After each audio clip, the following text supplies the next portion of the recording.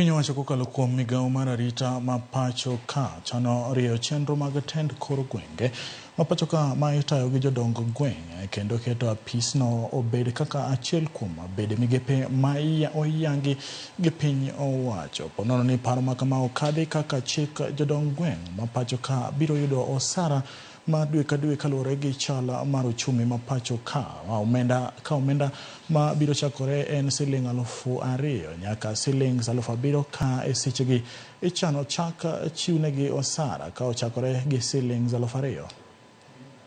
E oboke mogol gi migawo mar arita ma pacho ka, piny owacho golo paro machano keto lai mar nyuando jodong gweng' e chudo mar jotije piny owacho kaka yor rido tend kor gwenge mathurka. Kuom kinde mathoth mokadho, jodong gweng' osebedo katiyo ma onge chudo man kod lai makare kata chik moro amora matawo chenro maggi. Paro ma kama koro geto neno ni oket chike matawo yiero mar jodong gweng', chike matawo kaka gitiyo, chudo ma ichiwo negi, chike matawo kaka inyalo chung'gi e tich, yore mag kum mag nyalo yudo, ponono gi ketho chik kod chike matawo kaka ginyalo wuok e apisi. Piny Kenya sani ni kod sublocations 945 kod gwenge 1,172 ka paro mar chikno geto neno ni gweng' ka gweng' obedo kod jaduong' gweng'. Paro ma kamano chano chiwo chudo ne jodongo go dwe ka dwe, omenda manie kind Sh2,000 gi Sh7,000 kaluwore gi chal mar uchumi, ka chudo ma kamano koro ibiro chak gi Sh2,000 ponono ni parono obedo chik. Kata kamano, paro ma kama ok orwaki gi moko kuom jodong gweng' maneno ni omenda mar Sh2,000 tin kendo ok nyal romo gi tawo chenrogo kata obedo ni en tich ma gisebedo ka gitimo maonge chudo. E sublocation ma Kasule, Kawayo Unity County ma Kisumu, waromo gi Vincent Seda Ogendo ma osebedo jaduong' gweng' kuom higni 10 mokadho. To king'iye to ken duoko moromo, nikech ing'e ni kata kichuli 7,000 to tich mitiyo to pesano ok nyal konyi ahinya.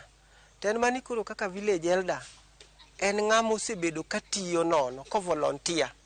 Koro kata koyudo 7,000 no onyalo tiyo nikech machi chanyecho notimo nono. To ma to koro en gi at least something. Seda wacho ni ponono ni oket yiero ma ipiemie tijni, jogweng' ok biro jogo matiyo negi gi chunygi kaka gisebedo ka gitimo. Ka en kamano to jomo bedo katiyo gi onego beni gin ma mondo giti, to ka koro moko koro we tich tinyalo keti jomoko. Kech kokel ng'ama nyien mapok ong'eyo village maber, to samoro nyalo bedo gi challenge kako nyalo handle weche mag village. Owacho ni piny owacho dine oketo chenro no maket kod mano ma jochung' ne wards kata ward administrators ma ichulo malong'o gi tend counties mondo me gin bende giyudie sir manyalo konyo gi tiyo tijgi makare, gino ma bende osir gi moko kuom oganda.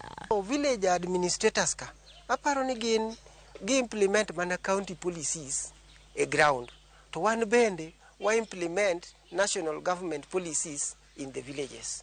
Koro gima nitie kan mana ni gini ng'eni koro chudo margi ber mopogore gi marwa midwa miwani.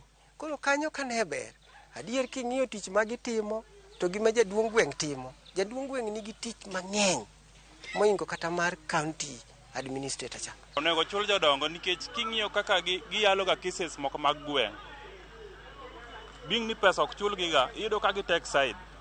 Lakini koro ka pacha onego pesa ni beni pesa ni imedo gi bedo mang'eny matin. Adier ng'ato ka tiyo to onego beni chule. Mane ma dhi miyo ka ng'ato tiyo to tiyo kod ngufu kendo tiyo ka en kod adier ni gima otiyono otiyo ni jopiny gadier. Kata kamano, moko kuom oganda to wacho ni ok gine ngang' tich maduong' ma jodong gweng' timo ahinya te kor gwenge ma pod kuo matindo tindo timore kendo weche moko mag njore bende pod nenore.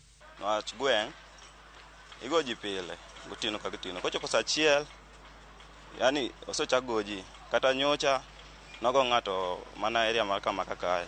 Ponono ni paro ma kama okadhi kaka chik, jodongo manotie kinde mokadho biro yudo chudo ka oya kuom piny owacho kendo ibiro yangi ayanga kaka jotije mag piny owacho.